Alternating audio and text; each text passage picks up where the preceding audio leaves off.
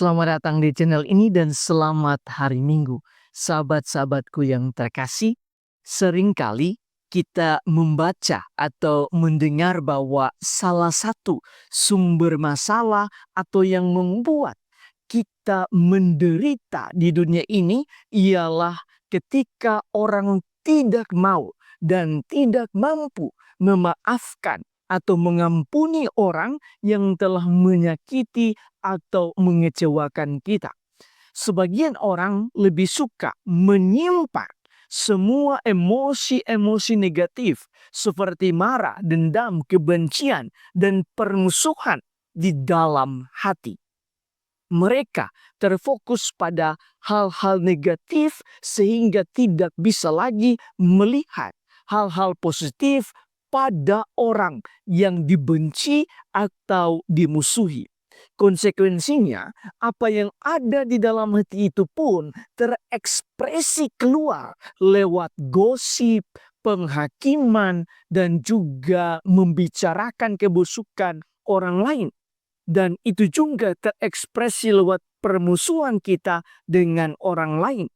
Sebagai orang beriman, kita patut mengubah atau bertobat dari kecenderungan ini. Mengapa? Karena hati diciptakan bukan untuk menyimpan segala emosi-emosi negatif. Sekali lagi, hati kita manusia diciptakan bukan untuk menyimpan segala emosi-emosi negatif, tetapi hati diciptakan untuk menyimpan segala kebaikan, cinta, kasih, dan semua hal-hal baik lainnya. Lihatlah hati kudus Yesus yang digambarkan dengan indah lewat patung-patung hati kudus atau patung-patung kerahiman dan kita bisa melihat bahwa dari hati kudusnya, dari hati kudus Yesus itu terpancar belas kasih, cinta, dan kerahiman Allah. Artinya, di dalam hati kita manusia pun haruslah tersimpan kualitas-kualitas hati kudus Yesus yang dimiliki oleh Yesus sendiri. Di dalam bacaan yang pertama, penulis kitab Putra Sirat menjelaskan dengan sangat indah bahwa keburukan manusia tinggal dalam bicaranya. Karena itu ia menulis, kalau ayaka digoyang-goyangkan, maka sampahlah yang tinggal. Demikian pun keburukan manusia tinggal dalam bicaranya. Nilai ladang ditampakkan oleh buah pohon yang tumbuh di situ. Demikian pula bicara orang menyatakan isi hatinya. Jangan memuji seseorang sebelum ia bicara. Sabda ini hendak menekankan bahwa kualitas diri kita dapat dilihat melalui cara kita berbicara atau berkomunikasi dengan orang lain. Sebab apa yang keluar dari mulut menyatakan isi hati kita. Hal yang sama juga ditekankan oleh Yesus di dalam bacaan Injil. Yesus mengatakan orang yang baik mengeluarkan barang yang baik dari perbendaharaan hati yang baik.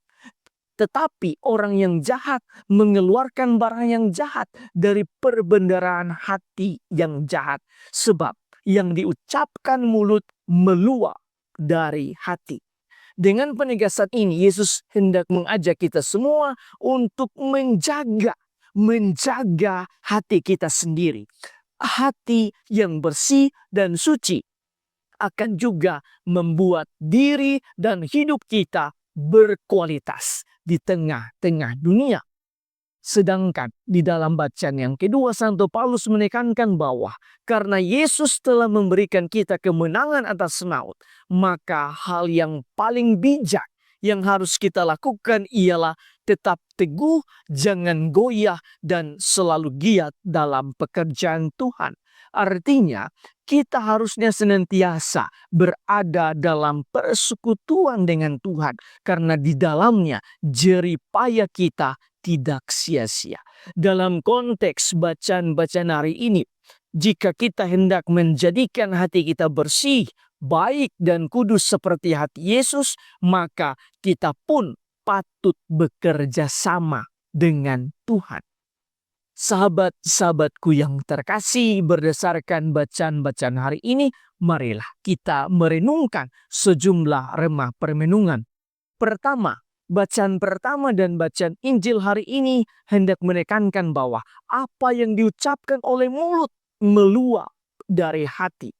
Karena itu, hal terpenting yang harus kita lakukan ialah seperti apa yang Santo Paulus katakan di dalam bacaan kedua, bahwa kita patut bekerja sama dengan Tuhan sehingga kualitas hati kita sama seperti kualitas hati kudus Yesus yang senantiasa memancarkan aura positif, memancarkan segala kebaikan hati. Kualitas hati menjadi penentu utama kualitas hidup kita dan diri kita sendiri. Jika hati kita dipenuhi dengan hal-hal busuk seperti kebencian, dendam, amarah, dan semua emosi negatif, maka yang kita pikirkan, ucapkan, lakukan juga bersifat negatif. Hidup kita akan penuh dengan menghakimi, menjudge, menggosipkan orang lain, membicarakan kebusukan orang lain, dan bahkan hidup kita penuh dengan memusuhi banyak orang.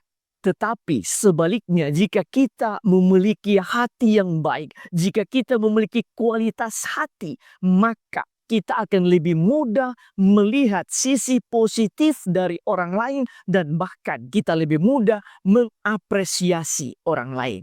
Kedua, di dalam bacaan Injil, Yesus mengkritisi salah satu kecenderungan kita manusia, yaitu kita sering sekali menggosipkan orang lain. Kita sering sekali menghakimi orang lain. Kita sering sekali membicarakan kebusukan dan keburukan orang lain.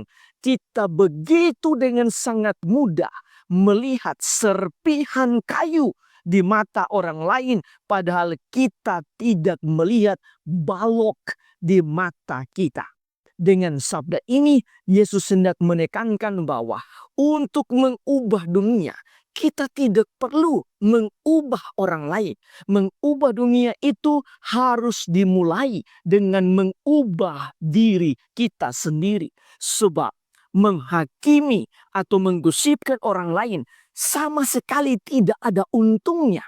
Sebab kita tidak tahu dengan utuh pergumulan orang lain. Paus Fransiskus menekankan bahwa gosip itu lebih berbahaya daripada terorisme dan bom atom. Karena gosip itu mematikan orang lain dari dalam. Orang yang digosipkan akan merasa tertekan dan tekanan itu akan membunuh mereka secara perlahan-lahan. Juga dengan menggosipkan orang lain, kita membunuh iman kita dari dalam. Sebab Tuhan yang kita imani adalah kasih. Karena itu sebenarnya kita harusnya lebih banyak mengeluarkan kata-kata kasih serta narasi-narasi positif dan bijak di dalam hidup ini agar orang lain yang mendengarkan juga mengalami ketenangan dan kedamaian. Marilah kita membiasakan diri untuk memancarkan atau mengucapkan atau melakukan hal-hal yang positif, dan kita juga membiasakan diri mengucapkan kata-kata positif dari mulut kita sebagai wujud relasi yang baik dengan Tuhan dan sesama. Tuhan memberkati Anda semua.